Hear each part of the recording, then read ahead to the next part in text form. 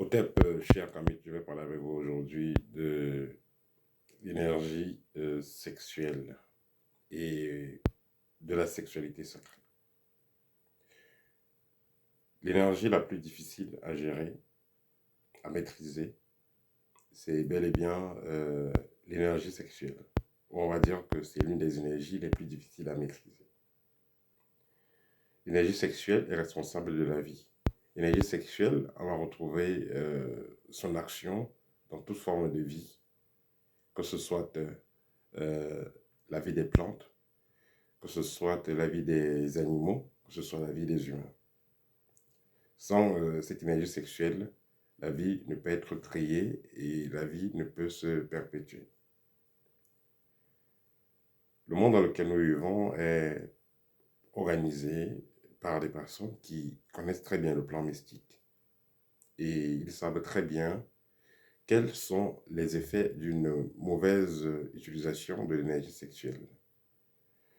Puisque le but est de maintenir les humains dans la matrice, dans un certain contrôle, ils vont donc s'organiser à ce que le commun des mortels ne puisse pas utiliser leur énergie sexuelle. Vous aurez par exemple les films qui sont de plus en plus à caractère sexuel.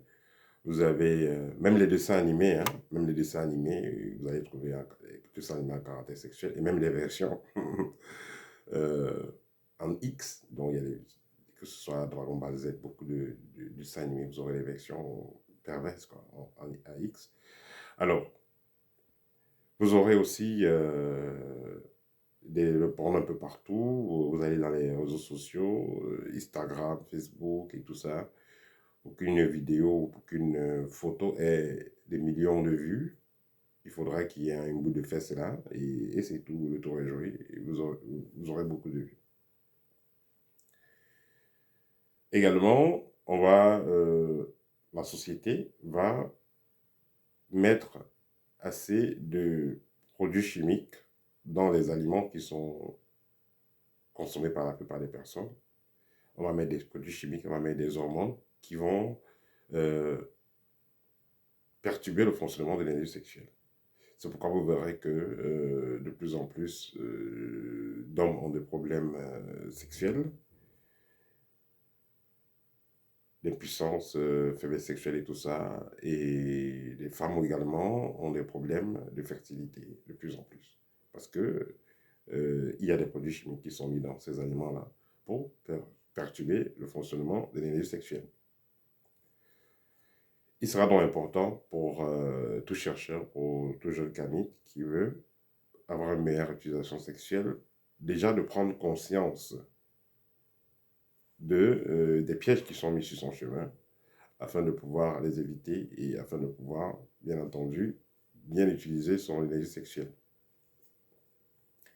Vous aurez également l'utilisation, par exemple, des ondes gamma. Il faudra faire attention. Les ondes gamma, c'est quoi? La télévision, le téléphone, tous ces appareils électroniques-là. Sous cette face, généralement exposé à ces ondes-là, cela va absorber votre aura et va absorber votre énergie sexuelle. Il faut comprendre que l'énergie sexuelle est aussi liée à votre aura. Les deux fonctionnent ensemble.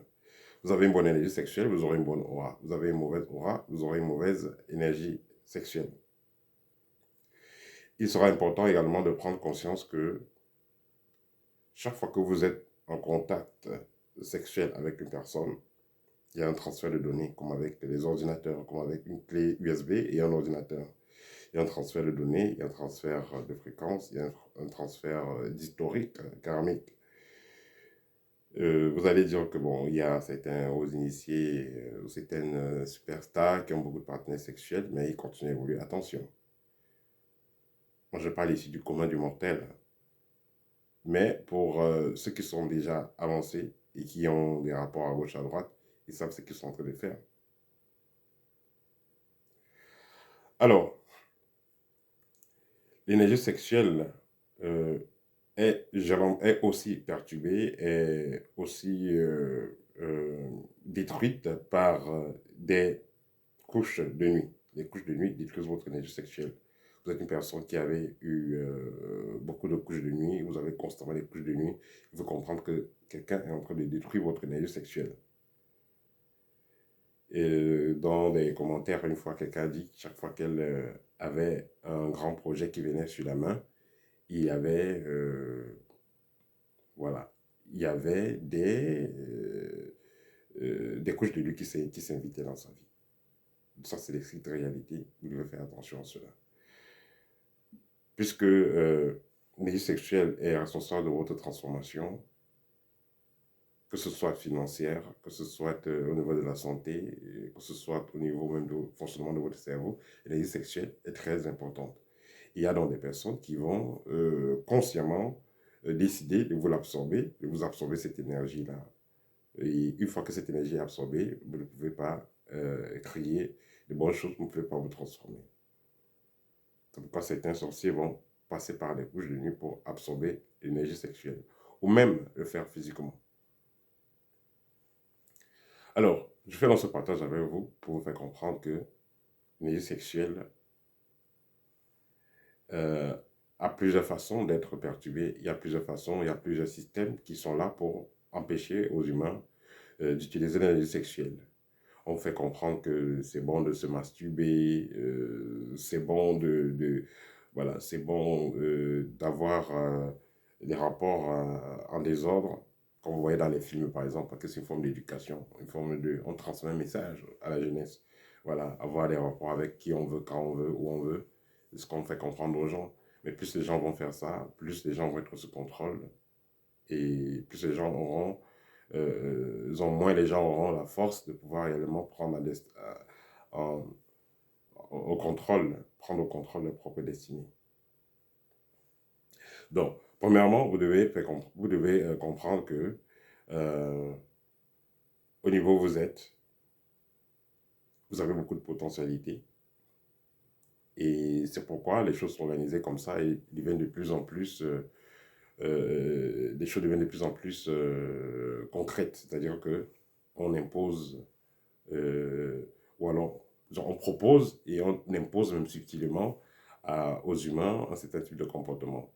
Et pour pouvoir parler à ça, vous devez prendre conscience de ce qui se passe et commencer à trier des personnes avec qui vous êtes en contact sexuellement parlant, réduire au maximum, ceux qui en ont beaucoup de partenaires, réduire au maximum.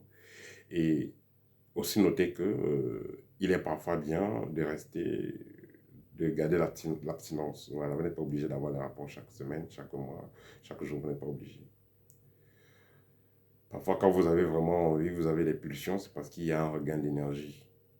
Et vous pouvez donc transférer cette énergie-là dans un projet, dans votre spiritualité, dans votre transformation personnelle. Vous n'êtes pas obligé de vous masturber, comme on vous le raconte partout. Vous n'êtes pas obligé d'avoir plusieurs partenaires. Voilà, il y a des gens qui prennent un nouveau partenaire chaque week-end. Posez-vous la question quand vous étiez au collège, au lycée, vos camarades qui ont commencé à avoir des rapports très tôt. Qu'en est-il pour eux? Est-ce qu'ils ont eu à faire des bonnes réalisations dans la vie?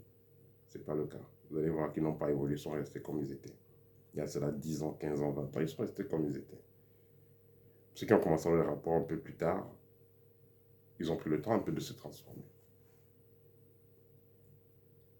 Voilà, donc c'est le petit partage que je vais faire avec vous aujourd'hui. Soyez conscients par rapport aux activités sexuelles. Cela impacte réellement votre transformation. Au TEP et à très bientôt.